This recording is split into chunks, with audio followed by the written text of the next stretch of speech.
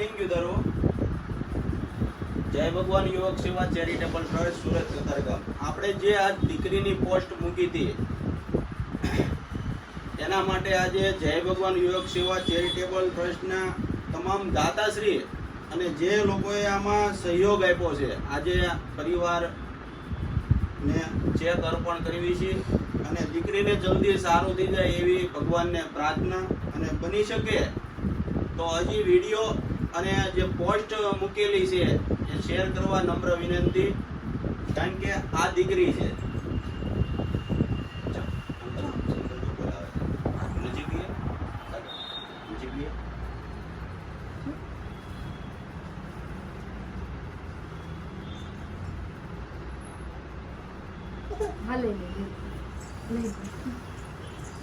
હવે એક ફોટો પાડ લેવો.